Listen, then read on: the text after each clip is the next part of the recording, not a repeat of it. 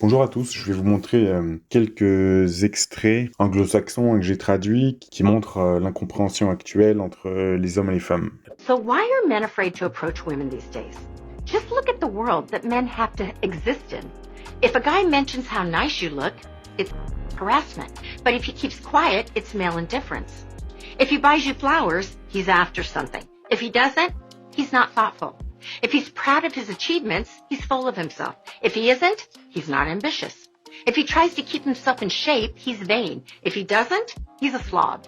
If he puts a woman on a pedestal and tries to protect her from the rat race, he's a male chauvinist. If he stays at home and does housework, he's a pansy. If he lets himself be vulnerable, he's a wimp. If he doesn't, he's insensitive. If he pursues you too much, you feel like he's stalking. If he doesn't, he lacks self-confidence. Wonder why most guys feel awkward, anxious, and downright frightened when they have to approach a woman they're interested in. I don't think men think dating is fun, including myself. For the past 2 to 3 years, seems to be consistently running into some version of either the man wants to get into a full-time, full committed relationship right away, or they'll act like we are human receptacles not worthy of a common courtesy hello before asking if they can dump their. I genuinely don't think that men understand that there can be an in-between. Why the hell would men find dating fun? Why would it be fun? She said that either men don't know what casual dating, whatever it is, because either they want to get into a full-time serious relationship right away, or they just see women as human receptacles and they're just trying to. What other options are there? What other options are there? Either we're in a full-time serious relationship and we're working towards building a life together, or I'm only. There is no other option. Why would it be fun? Dating is fun for y'all because y'all get to use men as human wallets. I keep seeing these videos of women crying about how men don't pursue them or chase them like they used to. And honestly, we need to look at what we did to create this, because who would have thought that our actions have consequences? First of all, we set impossible standards. You want a man who's 6'2", making 6 figures, looks like a model, but what are you bringing to match that energy? Second of all, we made viral content out of humiliating men for trying. Every time a guy shoots his shot, there's a TikTok making fun of him. We literally train them that approaching us equals public embarrassment. And here's the biggest one. Too many women nowadays are operating in masculine energy. Thank you, feminism. That we've become completely unapproachable. You're closed off, you're not receptive, and you're giving off don't even try vibes, then wondering why nobody tried. I'm going to tell you why I think you're not approaching women. First of all, you've had enough. You're tired of getting used and abused, right?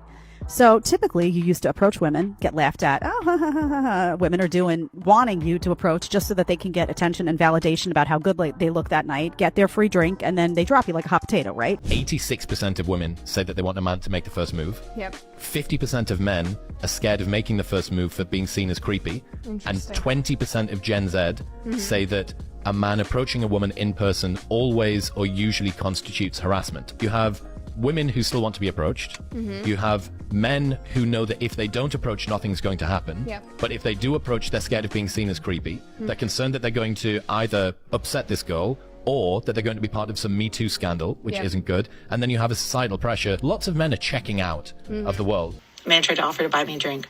Do men still do that? Men, can you weigh in? Y'all told us not to. And I'm not saying you specifically. The women specifically on the internet were yelling really loudly to not approach them. Most men have a really warranted fear of being publicly embarrassed, being seen as a creep, or even just making her uncomfortable by walking up to her. Strictly because we are on social media all day. And every time we scroll, we are bashing men, saying how men are creeps, how all men are garbage. We see men go up to women and them get rejected and publicly embarrassed. Y'all have even made videos saying how uncomfortable it makes you feel. Age do you want your guy to be? So 20 to 25. 20 to 25? Yeah. Married? Does it matter? No, not married. What race? Could be either. White, black, or Asian? Is there light skin? Okay. Brianna, you like white. So White guys, all right. We'll do white. We'll do white. We'll do white. There's no in between. Minimum height? We could do 5'11", 5'10". 5'10"? Yeah. Obese? No, he has to be fit. Minimum income, what's the least you can make? 500K. Wait, what? 500. 500K. let's do like 200. Like the 200K? Yeah. 200K. 500 is pushing it, right? All right, so your man falls in at 0.023%, so you're pretty delusional. You're not going to find a guy like that. I'm delusional. That I'm living in a fantasy. Yeah. Oh, okay, that's lovely. That's lovely. You got to lower your standards a little bit. But why is that? Guys like that don't exist. Almost like a unicorn. Okay. Yeah. Too transactional, only wanting money. Always begging. Y'all be out here begging these men, sis? No. Yeah, I know, sis. Too much attitude. Most act like escorts. Y'all put y'all dates on social media and make men look like creeps. They do not like that when y'all post y'all videos about y'all dates. They are afraid of that you will get on social media and talk about them. Too masculine. Always looking for a man to pay their bills. Voilà, donc après avoir vu ces différents extraits, on peut aisément comprendre que l'incompréhension est mutuelle des deux côtés. À un moment donné, il faut se dire la chose suivante, c'est quand vous voyez des gens comme ça sur les réseaux sociaux, se filmer, etc., et que dans la vie réelle, quand vous parlez à des vrais gens, des vraies femmes, des vrais hommes, et qui disent ouais, non, mais t'as raison, c'est complètement du délire, je comprends pas pourquoi... Même quand des femmes vous disent les femmes deviennent masculines et certains hommes féminins, etc. Mais sinon, oui, ce que tu dis est vrai, tout ça. Comment on en arrive à cette espèce d'hallucination collective? Mais à un moment donné, il faut se dire les vraies choses. C'est-à-dire que si l'illusion est globale, concerne tout le monde, alors que dans le réel, les gens ne changent pas tant que ça, c'est qu'il y a une manipulation quelque part. Une manipulation peut-être... du pouvoir ou des élites. C'est ça que j'aimerais que les gens comprennent, c'est que je vais briser un petit peu le romantisme, mais pour eux, il s'agit avant tout que vous ne fassiez plus d'enfants. Est-ce que c'est si difficile à comprendre qu'ils ont ce plan machiavélique? Ce n'est pas que l'amour est mort, etc., etc., c'est que ils font en sorte de rendre la société déceptive en permanence sur ce plan-là, pour que vous n'y croyez plus, parce qu'ils ne veulent plus que vous fassiez d'enfants. On va commencer par le mémorandum Jaffe de 1969. C'est un tableau de bord qui a été envoyé par Frédéric Jaffe, vice-président de Planned Parenthood, c'est-à-dire planification des naissances, envoyé à Bernard Berelson. Donc ça liste explicitement des mesures pour réduire la fertilité, donc encourager l'homosexualité, modifier la structure familiale, taxer les enfants ou encore ajouter des agents stérilisants dans l'eau, bien que cette dernière option ait été présentée comme une possibilité technique et non pas une recommandation directe à l'époque. Alors, ici je vous ai traduit en français les recommandations que ce monsieur faisait. Donc le mémo visait à changer la structure même de la société pour décourager la natalité de manière globale. Restructuration de la famille, retarder ou éviter le mariage, modifier l'image de la taille idéale de la famille. Moi pour mes 40 ans, on avait organisé une fête. Elle a mal tourné aussi. Ouais, faut dire que ma femme avait pas le moral parce que son Jules du moment l'avait larguée. Oh, elle était tellement mal, la pauvre, qu'elle en a même oublié d'acheter le gâteau. Alors, comme j'avais pas de bougie sur lesquelles souffler, je suis sorti et j'ai éteint 40 bistrots. Donc, promouvoir les petites familles. Dans l'éducation, scolarité obligatoire pour les enfants, pour augmenter leurs coûts. Les gosses, c'est 15 secondes de plaisir, mais 30 ans d'emmerde. Et éducation à la limitation de la taille des familles. Pour l'orientation sexuelle, encourager l'augmentation de l'homosexualité. Enfin, j'espère pour toi qu'il a pas viré PD en plus. Parce qu'il y en a qui tapinent pour se faire du fric. Travail des femmes, encourager les femmes à travailler pour les détourner du rôle exclusif de mère. C'est pour ça qu'aujourd'hui, il y en a qui vous disent « Mais comment je fais? J'ai pas le temps. » Waouh, je m'imaginais pas que c'était aussi dur. Bah oui, il y a plusieurs décennies, l'homme gagnait plus que les femmes qui souvent ne travaillaient pas, parce que c'était aussi pour entretenir toute la famille. Parce que c'était comme ça à l'époque. Après, les féministes ont commencé à dire « Ah, pourquoi ils gagnent plus que... etc. » Mais parce que c'était consubstantiel à la façon dont la société était structurée. Et après, donc, on a fait travailler les femmes, ce qui fait 2 fois plus d'impôts pour le revenu, sur le revenu pour l'État, d'une part, et ça fait en sorte que les femmes n'ont plus le temps. Comment vous avez le temps de vous occuper de vos enfants quand vous devez travailler aussi? Voilà. Et donc, comme sous de faux arguments de « il faut que les femmes gagnent autant que les hommes », les hommes ont progressivement moins gagné, donc ils n'ont plus les moyens seuls d'entretenir une famille, donc les femmes sont obligées de travailler. Vous voyez le tableau? Je continue.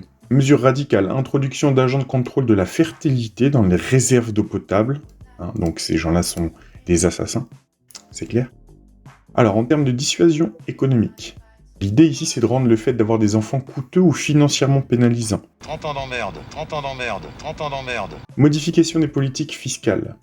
Taxes substantielles sur le mariage, taxes sur les enfants, taxer davantage les personnes mariées que les célibataires, supprimer les exonérations fiscales pour les parents, taxes supplémentaires pour les parents ayant plus de 1 ou 2 enfants scolarisés, réduction des aides, réduire ou éliminer les congés maternité payés et les allocations familiales, obliger les femmes à travailler tout en limitant les structures de garde d'enfants, ça me semble quand même vachement réel. Hein. On en est quand même, comme par hasard, arrivé à ça. Hein.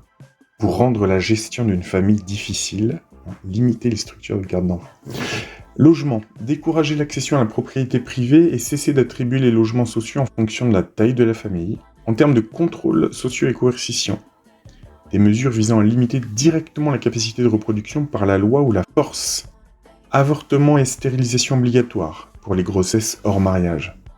Stérilisation obligatoire pour tous ceux qui ont déjà 2 enfants, sauf exception limitée. Limitation du droit de procréer, restreindre la possibilité d'avoir des enfants à un nombre limité d'adultes sélectionnés. Mise en place de certificats ou permis pour avoir des enfants. On a aussi les mesures de santé publique, basées sur le volontariat. Rendre la contraception, l'avortement et la stérilisation disponibles à la demande et facilement accessibles. Voire même désirables, comme Netflix, les vidéos à la demande. Paiement ou prime pour encourager la stérilisation, la contraception ou l'avortement. Faudrait qu'on voit ce qu'ils font dans certains pays d'Afrique, mais il me semble que dans certains villages, c'est un petit peu ça. Hein. Améliorer les technologies contraceptives. Donc, qu'est-ce que nous demande ce document? C'est que dès la fin des années 60, des experts ont envisagé très sérieusement la déconstruction du modèle familial traditionnel, l'utilisation de la fiscalité comme arme contre la natalité, la promotion des modes de vie alternatifs, homosexualité, carrière féminine prioritaire, non pas seulement pour les droits individuels, mais comme outil démographique. L'intervention directe de l'État dans l'intimité biologique des citoyens. Ensuite, voilà, on va parcourir ces différents ouvrages. Better Never to Have Been, de David Benatar, 2006. Benatar soutient que venir au monde est toujours un préjudice et que l'humanité devrait progressivement s'éteindre en cessant de procréer. Donc c'est de l'antinatalisme. L'art de guillotiner les procréateurs manifeste antinataliste, Théophile de Giraud, 2006. Donc on a le droit d'écrire ce genre de choses, apparemment. Donc un pamphlet humoristique mais sérieux sur le fond qui critique la religion du bébé et encourage la greffe des ventres pour des raisons éthiques et écologiques. Donc en 2012, il a organisé ce monsieur un happening dénataliste à Paris pour alerter sur le tabou de la surpopulation et valoriser le refus d'enfanter par conviction écologique. Il célèbre la greffe de la procréation et le féminisme comme remède. Donc féminisme, Vous voyez bien l'arnaque, c'est pas une liberté là, c'est comme un remède à la fécondité imposée par la phallocratie. Voilà qui est ce monsieur. La panique démographique, une réponse féministe de Anne-Cécile Melfer. Donc elle présente aussi la dépopulation, elle présente la baisse de la natalité comme une grève des ventes, résultant de facteurs sociétaux tels que les inégalités persistantes entre hommes et femmes, le coût de la vie et la charge du travail parental, qui reste massivement assigné aux femmes. Son ouvrage critique les injonctions natalistes. On a cet article de Imre Loeffler, Of Evolution and Homosexuality. Il propose explicitement la promotion de l'homosexualité comme un moyen de contrôle de la population, afin de réduire la dégradation environnementale croisée par la croissance démographique humaine.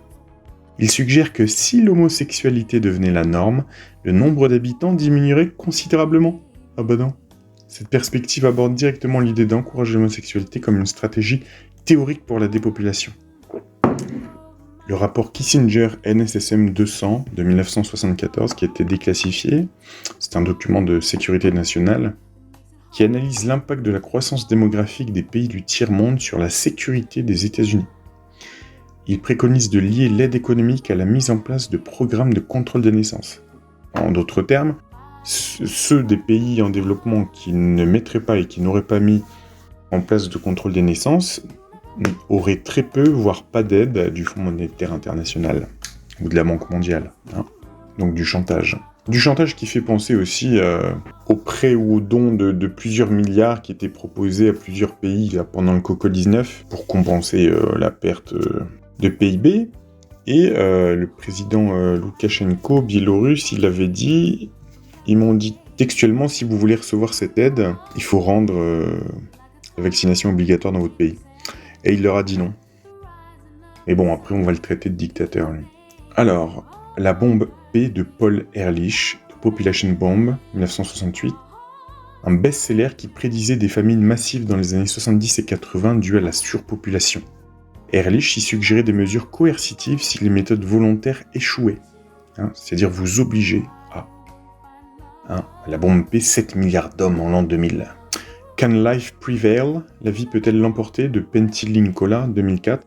C'est un écrivain finlandais qui est sans doute un des plus radicaux. Il prône ouvertement une dictature écologique, la fin de l'immigration et une réduction drastique de la population mondiale par des moyens non démocratiques pour sauver l'écosystème. The First Global Revolution de Alexander King et Bertrand Schneider, 1991, c'est un des rapports du Club de Rome qui suggère que l'humanité a besoin d'un ennemi commun, comme par exemple le changement climatique, pour s'unir, justifiant ainsi une gouvernance mondiale plus stricte sur les ressources et la population. On y est, c'est exactement ça qu'ils appliquent. Non? Qu'est-ce que vous en pensez? De l'inconvénient d'être né, Émile Cioran, 1973. Donc, c'est un recueil d'aphorismes métaphysiques, mais Cioran y développe une aversion profonde pour la perpétuation de l'espèce, voyant dans la naissance le désastre originel. Alors, ça fait partie des ouvrages où on retrouve un petit peu la pensée des cathares, qui voyaient la sexualité et la reproduction presque comme une malédiction. The Dialectic of Sex, la dialectique du sexe, de Shulamit Firestone, 1970. Firestone soutient que les femmes ne seront libres que lorsqu'elles seront libérées de la tyrannie de la reproduction. Donc c'est là où, pour moi, ils ont mis en place l'arnaque de faire croire aux gens qu'il s'agissait de liberté. De la même manière que quand Édouard Bernays a eu l'idée de génie de donner puis de vendre des cigarettes aux suffragettes qui militaient dans les années 20, et de faire passer ça comme un symbole de liberté, alors qu'en fait le but c'était de vendre des cigarettes. Donc cette Shulamit Firestone préconise le développement de l'ectogénèse, utérus artificiel et la destruction de la famille biologique au profit de structures collectives. Donc c'est du collectivisme en plus. Le mythe de la maternité d'Elisabeth Badinter, 1980. Alors, comme par hasard, c'est un peu comme pour Attali, j'arrive pas à trouver cet ouvrage en français. Pourtant, il a existé, donc disponible qu'en anglais, j'ai l'impression. Donc, en déconstruisant l'idée d'un instinct maternel inné, cet ouvrage a contribué à désacraliser le rôle de mère, permettant aux femmes de se projeter hors de la reproduction, ce qui tend naturellement à faire baisser la natalité dans les sociétés occidentales. Alors, petite parenthèse, là aussi, c'est ça le piège. C'est que quand on est quelqu'un de libre et qu'on aime la liberté de l'individu,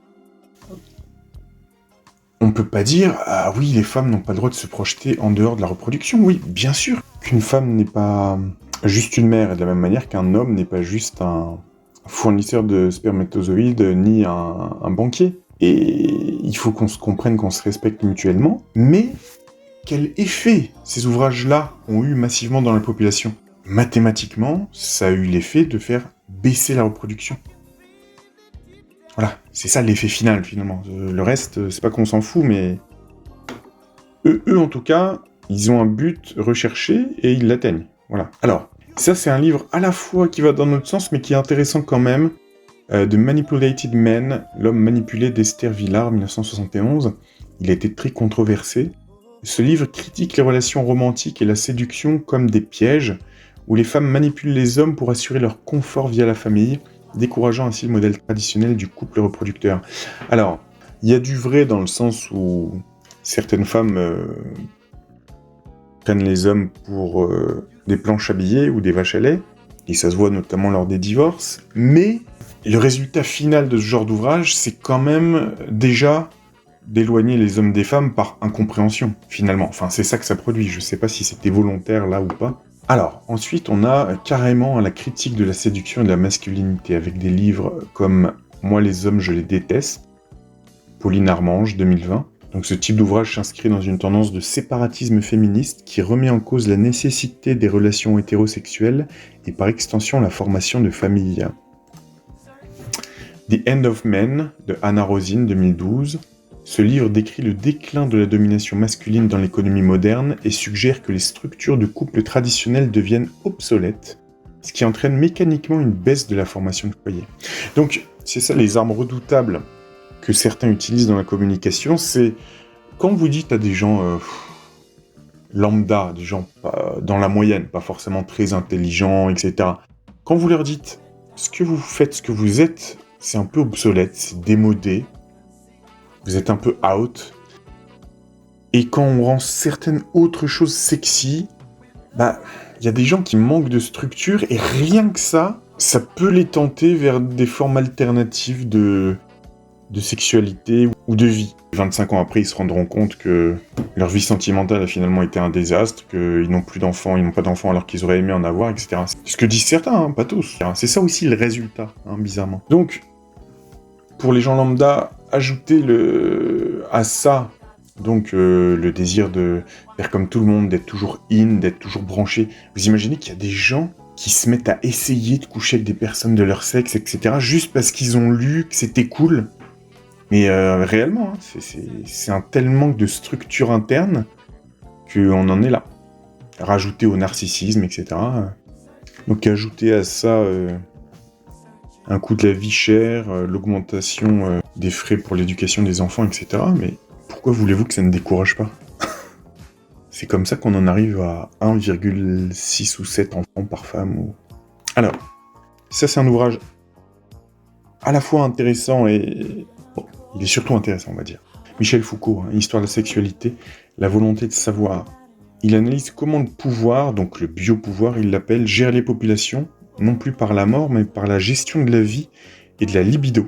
Là où c'est à double tranchant, ce type d'ouvrage, donc il analyse comment le pouvoir a inventé l'homosexuel et l'hétérosexuel pour mieux classer et contrôler les populations. Oui, ça c'est vrai, mais comme beaucoup d'autres choses. Il suggère donc que multiplier les formes de plaisir et de sexualité, polysexualité, bisexualité, etc., permet d'échapper au contrôle de l'État sur la vie, le biopouvoir. Alors, là où ça peut être problématique, ce genre d'ouvrage, c'est que on en revient au fait de faire croire aux gens que c'est ça qui les rend libres. Et que quelque part, vous êtes moderne parce que vous êtes un rebelle en étant homosexuel ou bisexuel. Alors, je dis pas que certains vont me dire « Mais attends, moi je suis homosexuel depuis la naissance ». Oui, bien sûr, et il n'y a aucun problème avec ça. Mais dans certains cas, moi j'en suis convaincu, c'est tout un ensemble de choses qui a fait depuis votre tendre enfance, de ce que vous avez observé autour de vous, de par exemple, vous êtes une femme qui vient à la vie, vous observez autour de vous. Donc si déjà chez votre mère, par exemple, il y avait une espèce de détestation des hommes larvés, que votre père n'était jamais respecté, qu'il ressemblait à quelqu'un qui se laisse marcher dessus tout le temps, que ensuite dans la vie, il y a un homme qui essayait d'abuser ou qui vous est abusé, etc. Vous allez avoir un certain prisme qui fait que, même sans vous en apercevoir, vous allez prendre telle ou telle direction. Moi, c'est ce que je pense. Vous allez très tôt avoir tel type de préférence, ou après, comme je dis souvent, il y a aussi parfois dans les cas les plus extrêmes, des erreurs d'incarnation. Alors, je pense pas qu'il y ait des erreurs, mais parfois il y a des gens qui vraiment viennent sur Terre et ils se sentent hommes alors qu'ils sont femmes ou vice-versa, et bon, ça existe aussi. Mais voilà, donc ce type d'ouvrage, à la fois intéressant, mais qui commence à vouloir faire croire aux gens qu'il s'agit de rébellion contre l'autorité, et finalement de liberté, peut-être soit bisexuel, soit homosexuel, etc. Alors que l'hétérosexualité, c'est fait pour être mis dans une case. Non, c'est pas fait pour être mis dans une case, c'est comme ça qu'on est tous nés, a priori, sur cette terre. C'est comme ça qu'on a perpétué la race jusqu'à maintenant. C'est parce que on est biologiquement programmé comme ça. Après, liberté, rébellion, etc., moi, personnellement, je la place pas dans ni la sexualité, ni les affaires de cœur. Je la place dans l'analyse de ce que font les élites, le fait de résister par la consommation, parce qu'on achète, et surtout de ne pas se laisser faire au quotidien par par les institutions ou par les grandes sociétés privées, multinationales. Voilà, enfin, elle est là, la résistance. Le reste, c'est de la rigolade. Je continue. Alors celui-là, c'était un précurseur, entre guillemets, Le Dernier Messie, 1933, de Peter Wessel Zapp, un essai fondateur de l'antinatalisme. Zapp soutient que l'être humain est une erreur biologique, carrément. Donc c'est là où on rejoint aussi un peu la pensée cathare, je trouve. Car il possède une conscience trop développée pour sa condition mortelle. Ça c'est intéressant d'ailleurs. C'est vrai que je me suis déjà dit ça. Comment ça se fait que on ait des sens aussi développés, la possibilité de réfléchir sur nous-mêmes, alors que finalement on peut souffrir et on meurt comme tout le monde. C'est vrai que c'est un peu déceptif par rapport à la capacité de réflexion qu'on a sur nous-mêmes. Bref. Donc sa conclusion, c'est que l'humanité doit cesser de se reproduire pour mettre fin à sa propre souffrance. Ouais, c'est sûr que... Donc c'était vraiment la pensée cathare un petit peu. Après, on a aussi des gens comme Genesis P. Orridge, qui était le leader du groupe Cum Transmission, Throbbing Wrestle et Psychic TV, qui était membre d'ordre occulte. Et c'est lui qui disait, enfin, vous savez, il était, je sais pas comment on dit, pansexuel, là, ou androgyne. Pandrogyne. Et c'est lui qui disait dans une interview à Arte en 2012, peut-être qu'il y avait un virus génétiquement modifié qui interviendrait, ça permettrait à la nature de se renouveler. C'était un petit peu aussi la vision de gens comme Capitaine Cousteau, etc. Bref. Ici, Every Cradle is a Grave. Chaque berceau est une tombe, de Sarah Perry, 2014. Un ouvrage qui lie l'antinatalisme au droit au suicide. Elle y déconstruit l'idée que la vie est un cadeau et critique l'obligation sociale de procréer. Ouais. Ça, c'est le VEMT Manifesto, le mouvement pour l'extinction humaine volontaire. Alors, c'est plus un mouvement qu'un livre unique, mais leurs écrits prônent l'arrêt total de la reproduction humaine pour permettre à la biosphère de se régénérer. C'est un peu ce que disait Genesis P. Orridge. Leur slogan est « Puissions-nous vivre longtemps et s'éteindre ». Donc, en plus, c'est probablement ces gens-là qui sont des transhumanistes. Ça veut dire ça. Puissions-nous vivre longtemps. Les mecs, ils aimeraient vivre 150 ou 200 ans, de façon égoïste, et pouvoir s'éteindre, ne pas procréer, quoi. Est-ce qu'il y a ça aussi, derrière un certain transhumanisme? L'idée, ce serait de rendre des gens presque immortels, mais alors, les riches, les pauvres, on sait pas. Mais qui dit qu'on en arrive à cette immortalité, dit automatiquement qu'il faut cesser de procréer. Enfin, vous imaginez bien le bordel sinon. Pour ces gens-là, moi je dis pas que tout n'est pas possible. Alors, ensuite, on a carrément la critique de l'hétérosexualité comme institution politique. C'est-à-dire que c'est des gens qui ont essayé de faire croire au peuple que l'hétérosexualité, ça fait partie des armes de domination, et de contrôle mental. Ça, pour moi, c'est pire d'ailleurs, parce que des fois, on a des gens, qui sont dans des mouvements intéressants, avec des gens qui luttent vraiment contre le système, ou des whistleblowers, des lanceurs d'alerte, etc. Et eux, ils vont venir se frayer un chemin dans ce type de mouvement, et ils vont juste s'adapter au mode de communication des gens un petit peu hors système, etc. Et ils vont leur dire, oui, non, mais regarde, si t'aimes la liberté et que tu détestes le contrôle que la société a sur toi, eh bien, je vais t'expliquer 2-3 trucs. Donc, la pensée straight de Monique Wittig, 1980. Wittig affirme que l'hétérosexualité est un régime politique qui force les femmes à un contrat social, le mariage et la reproduction.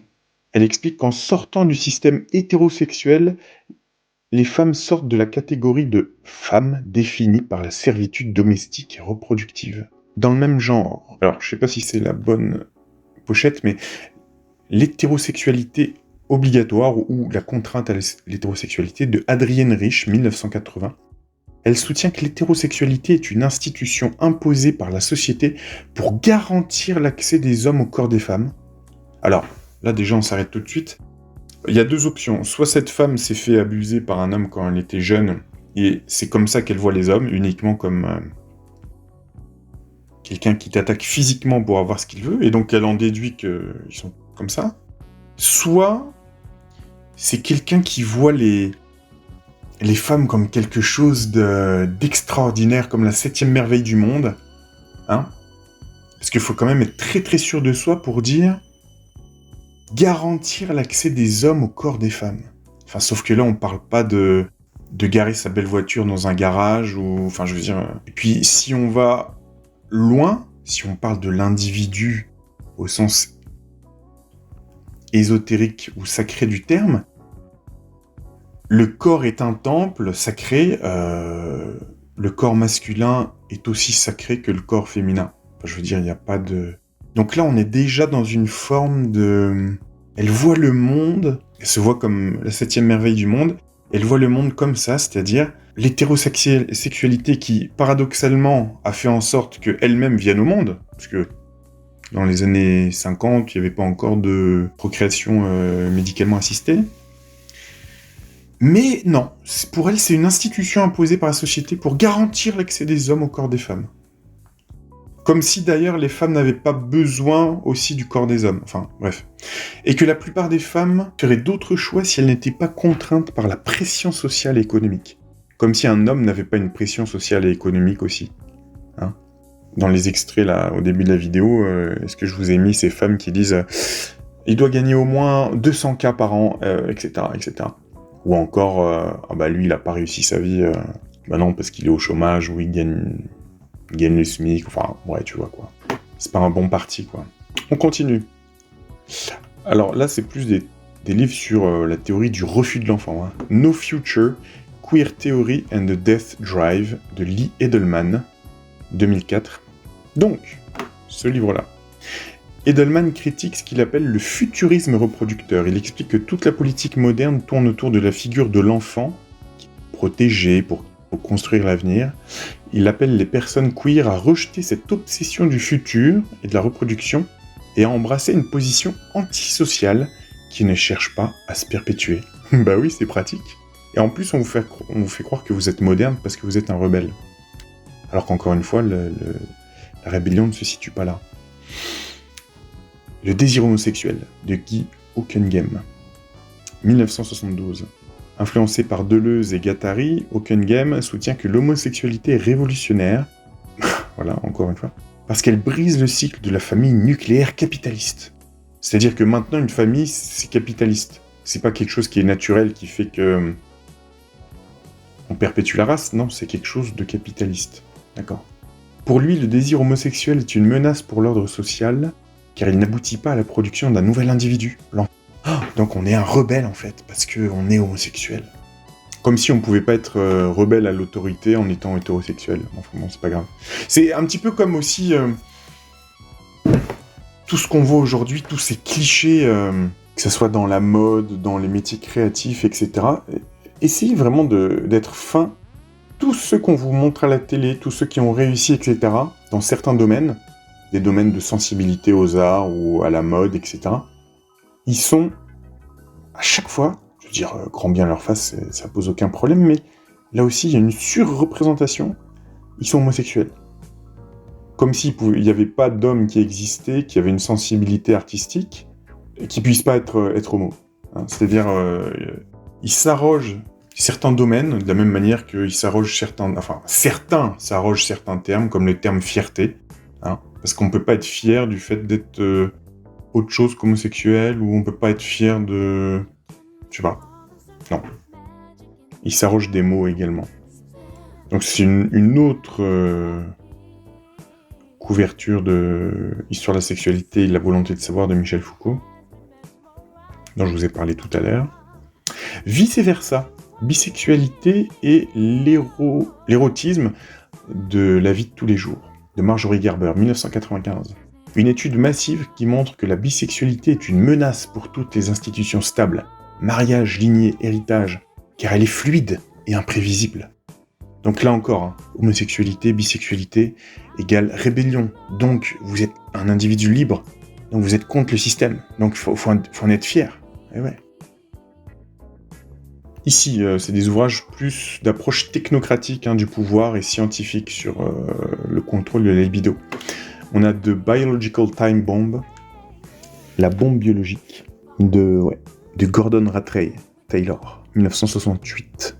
Publié donc à la même époque que le mémo JAF, ce livre explore les possibilités futures de la biologie, bébé éprouvette, modification du désir sexuel, et comment la science pourrait être utilisée pour découpler totalement le sexe de la reproduction afin de stabiliser la population mondiale. Et quelque part, tous les ouvrages d'Huxley, pour moi, ce sont des ouvrages à deux niveaux. On peut croire qu'il dénonce... Enfin, c'est un peu comme Attali, où voilà, on peut croire qu'il dénonce ce futur dystopique, bien sûr, mais en même temps, il place la graine, il met l'idée dans la tête des gens que quelque chose puisse exister. Hein. Donc, Le meilleur des mondes, 1932, qui évidemment c'est une fiction, hein, mais c'est l'ouvrage de référence sur la vérité brute de l'ingénierie sociale. Il écrit une société où la reproduction est purement technologique, où l'hétérosexualité exclusive et le mariage sont considérés comme des obscénités, et où la promiscuité sexuelle sans enfant est obligatoire pour maintenir la stabilité sociale. Donc voilà, on a fait un petit peu le tour. Non, j'en ai oublié. On en a un qui est beaucoup plus ancien que ça, dont je vous avais un peu parlé. The Law of Population, la loi de la population, ses conséquences, de Annie Besant, hein. Je vous ai très souvent parlé, qui est la mère adoptive de Krishnamurti, qui était une occultiste. Ce qui est intéressant, je ne sais pas si c'est dans... Ah si, on le voit ici dans cet exemplaire. L'ouvrage a été numérisé en 2007 avec l'aide de Microsoft Corporation. Quand on voit que Bill Gates, dans certains discours, il parle de contrôle des naissances, etc., pour pas dire d'autre chose, c'est intéressant que Microsoft ait aidé à la numérisation de cet ouvrage sur le contrôle des naissances, hein, par Annie Besant. Alors, là aussi, oui, bien sûr que là où vous vivez, le contexte, ça peut vous influencer. Hein. Annie Besant, elle vivait dans les colonies des Indes britanniques. Enfin, en même temps, personne n'avait obligé les Anglais à venir envahir les Indiens, mais bon. Et c'est des gens qui viennent donc, qui sont pas chez eux, et qui constatent que, oh là là, il y a vraiment déjà trop de monde en Inde, ces populations misérables, etc., surpeuplées. Oui, mais en même temps, ils vous ont rien demandé. Je veux dire, vous êtes venus là, vous constatez, c'est bien, mais en même temps, ils vivent comme ça depuis plus longtemps que vous, et donnez pas des leçons au monde entier, quoi. Mais on comprend que, oui, c'est ce qui l'a peut-être amené à dire il faut un contrôle des naissances. Ouais. Mais en même temps, hein, je vous parlais tout à l'heure d'un auteur finlandais, je vais essayer de le retrouver. Lui, c'est l'inverse, hein, on pourrait se dire... c'est ça, Pentti Linkola. On pourrait se dire... tiens, il vit peut-être dans un pays surpeuplé et tout. Non, pas du tout, il vit en Finlande. Alors, lui c'est peut-être l'inverse. C'est qu'il sait à quel point la nature est magnifique, et il a pu se rendre compte que l'homme pouvait détruire la nature, donc il est contre la surpopulation, bien qu'il ne vive pas lui-même dans un pays qui soit concerné. Vous voyez, enfin, bref, tout est bon pour ces gens-là.